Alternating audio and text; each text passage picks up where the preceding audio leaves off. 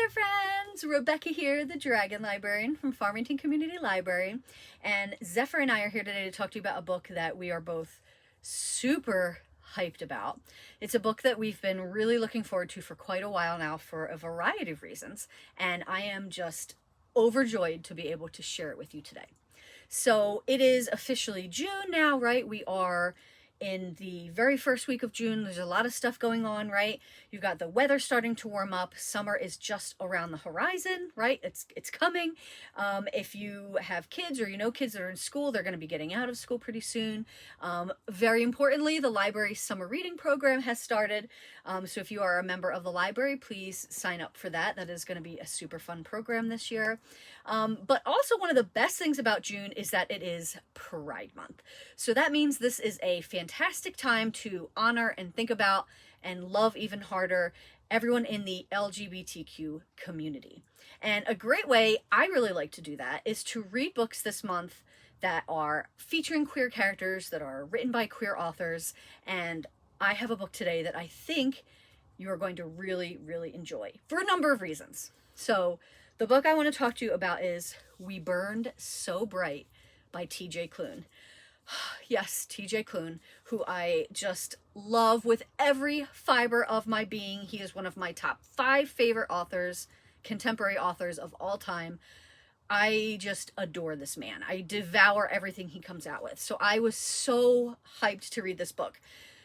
This book is amazing. Everything I've read by him is so fantastic. One of his most famous books is obviously The House in the Cerulean Sea.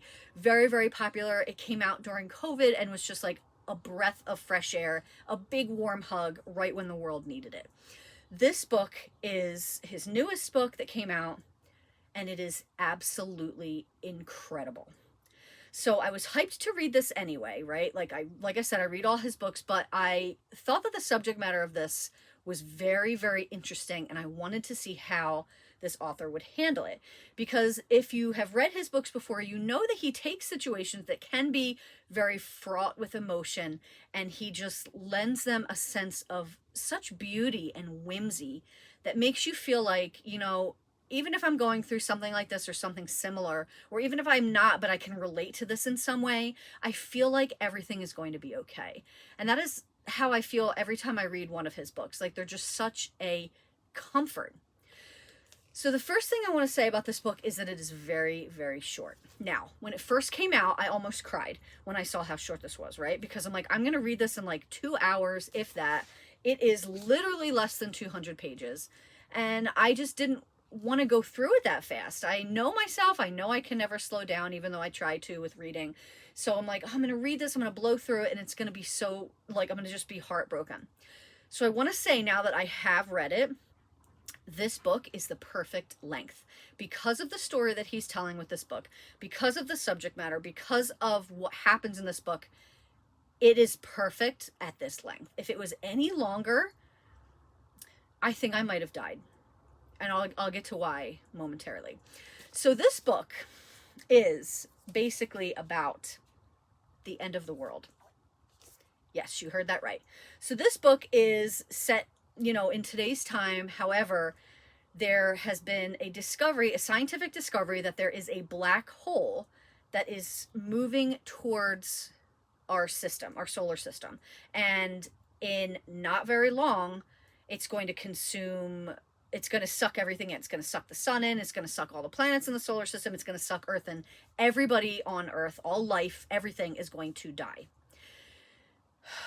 Just saying that out loud, it gives me such anxiety. Like, I know that this is something that is not likely to happen, but, you know, it's definitely one of those things that I'm like, oh my gosh, like, what if this happened, right? So at the time that this book starts, the characters are talking about it. They've known for about a year that this was going to happen, but we are down to now the last 30 days, okay? We've got 30 days now before the end of the world, before everything gets sucked into this black hole or destroyed. Like, it might not get sucked in, it might get burnt to a crisp. We're not really sure what's going to happen, right? So we've got, our main characters are this old married couple named Don and Rodney. They have been husbands for over 40 years. They've been married for 40 years. And they know that they have lived a wonderful life together, but it is the end, right? And they have one last very important task that they have to do before the end of the world. And it's a task that involves them going on a road trip across the country. I don't want to say what it is because the way that the book unfolds the story, you don't even know what it is for a while. It's unfolded like a little bit at a time, so like little clues and little hints so you can kind of guess what's happening, but it unfolds as you're reading, and I don't want to ruin that experience for you. So just know that they have this quest, this purpose that they have to do, something they have to do together on this trip they're going across country. So as they're traveling, they're meeting all these different types of people, right? So imagine that it's the end of the world, you've got like a month left. What are you going to do with that time?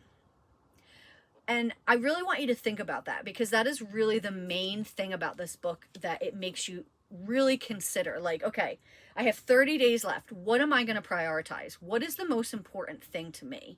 How do I want to spend my last breaths, right? So Don and Rodney are coming across, they meet all kinds of people on the road, right? They meet people who are in denial, right? People who do not believe it's going to happen, think it's a conspiracy.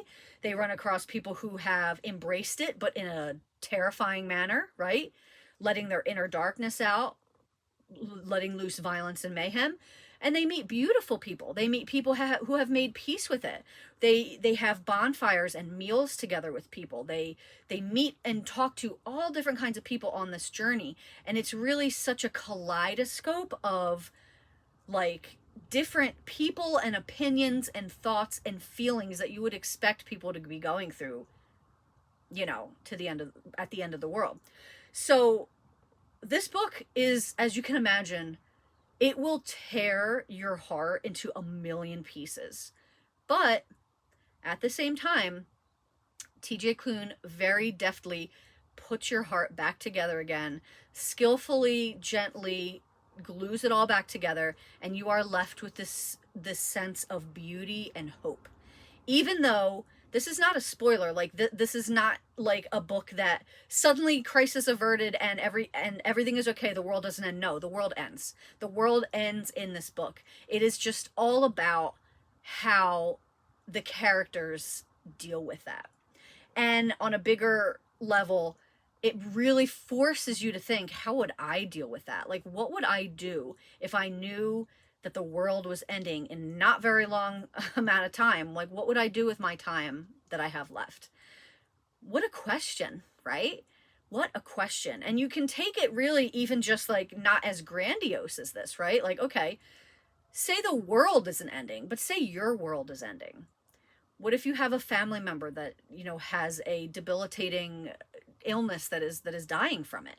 Or, you know, what if you have a pet that is very ill, or a child or a friend, or you're losing somebody very important to you? Or what if something is happening to yourself and you don't have a lot of time left? What do you do with the time you have left? And that is the question that this book really makes you think about. It is beautiful. It is heartbreaking. It is going to destroy you in the best way possible. This is TJ Klune at his very best. I loved this book so much. It was beautiful. It was terrible, heartbreaking, heart-lifting. Like, it was all the things. It was all the feelings. It was all the human emotions. And now you can see why this book needed to be this short, because if it was any longer, I don't know that we could take it. I think this is about as much as we could take as of a story like this, because it's just so the emotional impact is so strong. Highly recommend this book. If you have not read anything by TJ Klune yet, first of all, what are you doing? Please read TJ Klune. He's amazing. Give this one a chance. It is absolutely incredible. And then go and read his backlog of other books, because they're amazing too. And just to let you know, if you are a Farmington Community Library member, if you are in the area, we will be hosting TJ Klune in October, live and in person. He'll be giving a talk. He'll be signing books. It's going to be amazing. So there you go, with a whole other reason to read this book before then, so you can listen to him probably talk about it. Everything about this book was amazing. Highly, highly, highly recommend. We burned so bright. Well, that's what I've got for you guys today. I hope that this book sounds really awesome and that it's something you want to give a try. If so, please feel free to come check it out from Farmington Community Library. You can put it on hold there. And also, thank you so very much for watching, friends. I hope you have a wonderful rest of the day and an amazing Pride Month.